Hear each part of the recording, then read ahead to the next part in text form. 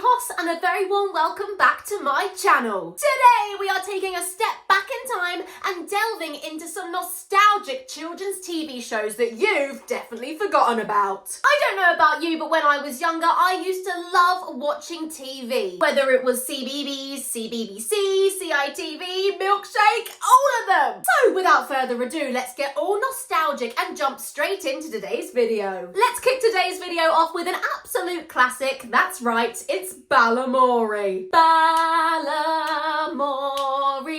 What's the story in Balamory? Wouldn't you like to know? When I tell you guys, this TV show was one of my favourite things to watch as a kid. Honestly, I just feel as though everything about this TV show was amazing and it captured me fully when I was a child. Honestly, guys, I think my favourite thing about this TV show was every character lived in a different coloured house. And if you noticed, all of the characters wear the same colour clothes as their house. Just so cutesy and amazing, and I just think it's really wholesome. You've got the classic characters like Archie the Inventor, Mrs. Hooley, Spencer, PC Plum, Susie Sweet. Oh, the list goes on! If my memory serves me, Miss Hooley ran the nursery in the village. PC Plum was obviously the policeman. Archie the Inventor lived in this big castle and he literally lived right at the top and he always invented things. Close slightly in the name with that one.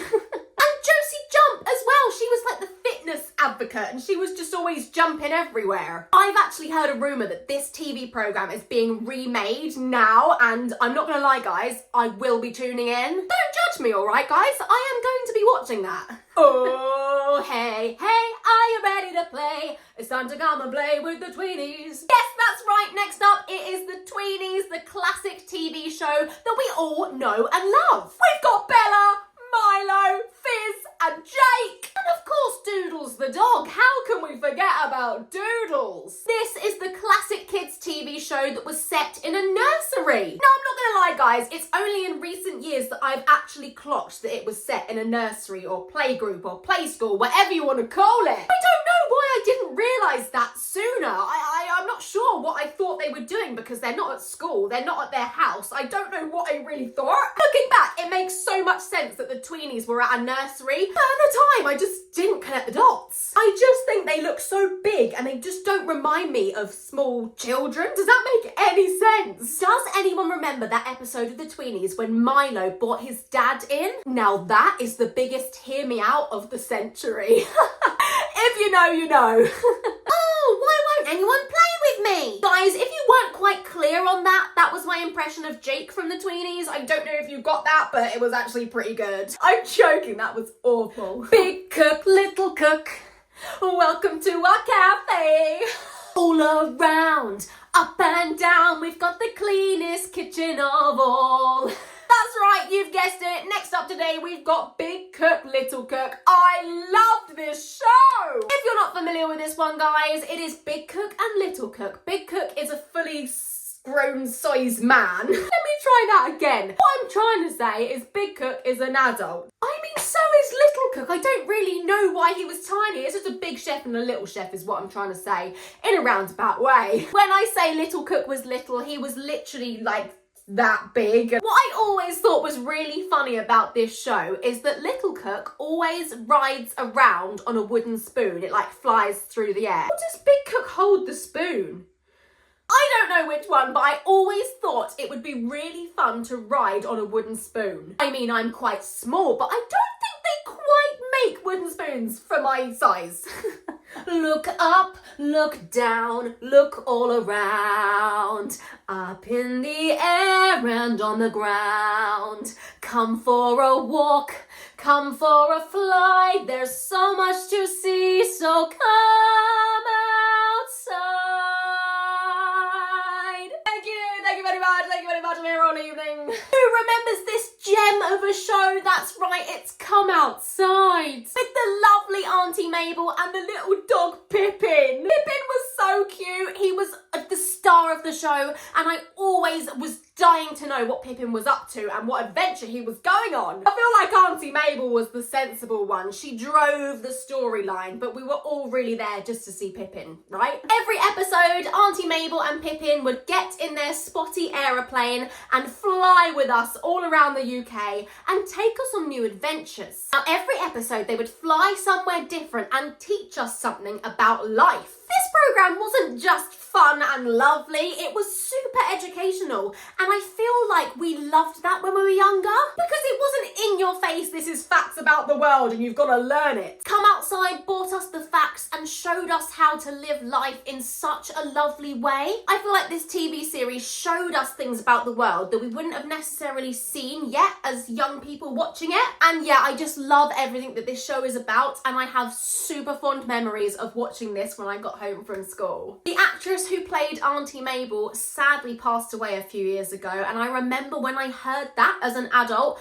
I was super sad. I feel like that's when you know a TV show from your past really made an impression on you. Next up, we've got LazyTown. Now, unfortunately, guys, I've only got one thing to say about this programme. Robbie Rotten absolutely terrified me. I genuinely, wholeheartedly hated that character, and I don't even know why. He was just so creepy and lanky and ooh. To this day, Robbie Rotten still pops up in my deepest, darkest nightmares, and for that reason, I don't want to say anything else about this show because I didn't like him. Moving on! Teletubbies, Teletubbies, say eh-oh.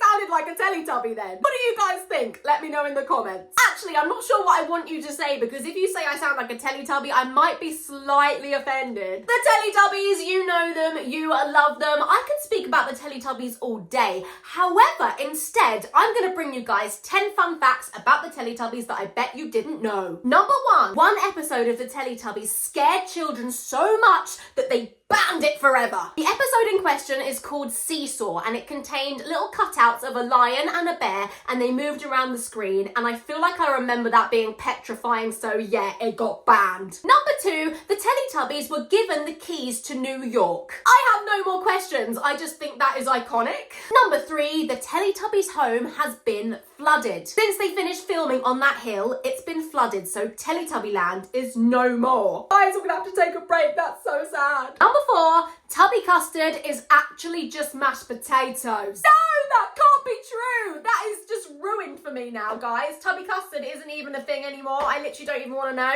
Mashed potato, come on, seriously? Number five, Tinky Winky is 11 foot tall.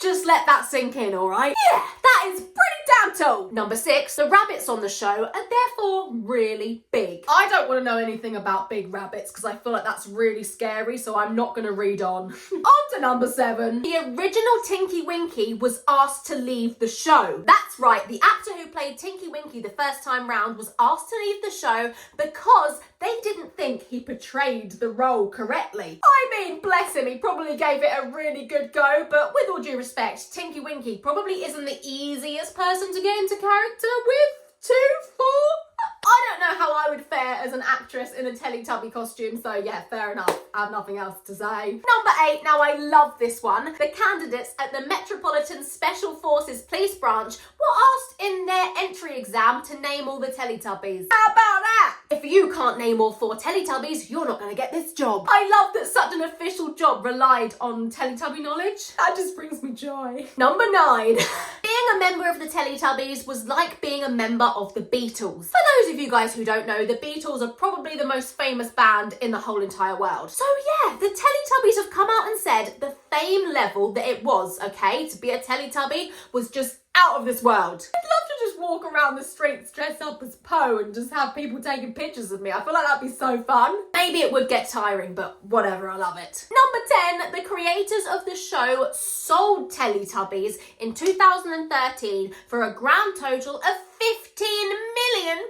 That is unbelievable. The Teletubbies are worth 15 million quid. I mean, come on. Tinky Winky, Dipsy, Lala and Poe, we love you guys. And there we have it, guys. We have come to the end of our nostalgic children's TV show experience. I don't know about you guys, but I really enjoyed delving into all of those kids' TV shows. I had definitely forgotten about most of those. The nostalgia I'm feeling right now is unmatched. If you did enjoy today's video, let me know and I will create a part 2 because there are so many other children's TV shows to delve into. But until then, I hope you guys have an amazing week. I love you lots and I'll see you later.